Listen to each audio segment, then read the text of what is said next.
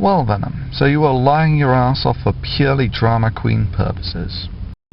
Once again, you have achieved the seemingly impossible of lowering the bar of creationist morality and standards.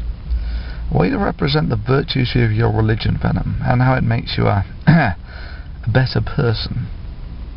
However, I'm now back from the Olympic National Park and some of the Cascades and find myself in a cyber cafe making another response to you. I think I now know what your target was.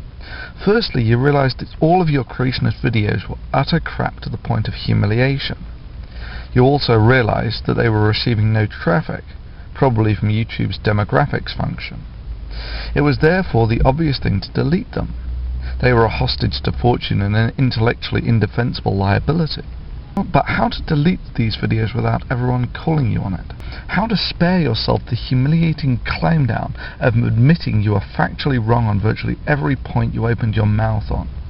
Then it comes to you. Take a play out of the religious rights playbook and claim to be the poor persecuted victim irrationally hounded by murderous godless zealots into making unreasonable concessions against your virtuous nature. Fantastic! Now you get to delete all your bullshit videos, claim to be a victim, and then go back to making more traditional Christian videos that hang on some fantastical theology and never mention or examine facts again. Well, Venom, do I not strike near the truth?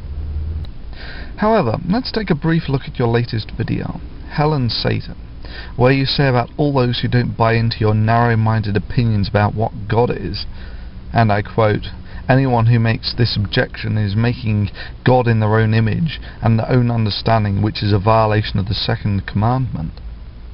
And then the ultimate irony, in the very sentence prior to this, and I think to myself, if there is a judge, and he's a loving judge, etc., etc., and the very sentence after that, God does not judge us by human standards. Yeah, that's right, this is a three-sentence hypocrisy sandwich.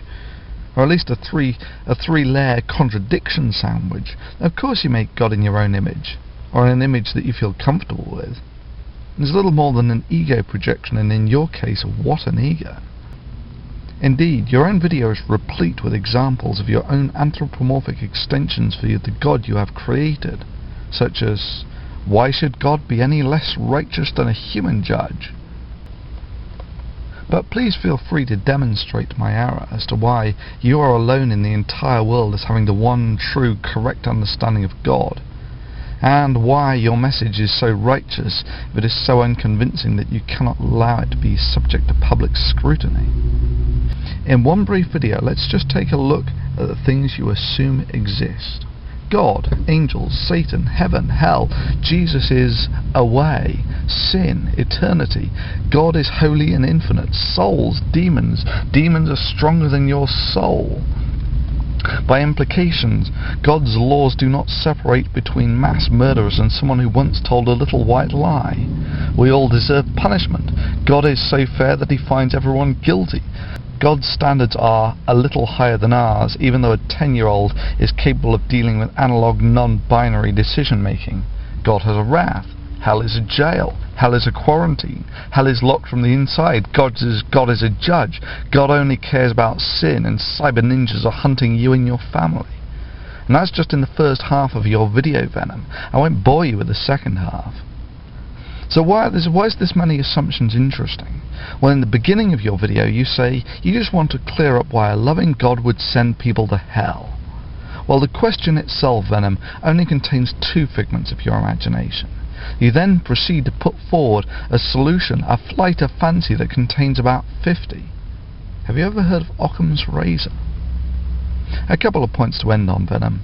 Look up what adultery is. Adultery is sleeping with somebody else's spouse. It has nothing to do with sex before marriage, unless it's with someone else's spouse, of course. Well, a cynical man, Venom, may find your Ted Haggard-like aversion to sex with women indicative of something else other than the desire to do God's will. Oh, and by the way, Venom, seeing as you seem to be struggling with the use of the English language, telling a single lie makes you a liar in the same way that warming up Hot Pockets in a microwave makes you a chef. Best wishes, Thunderfun.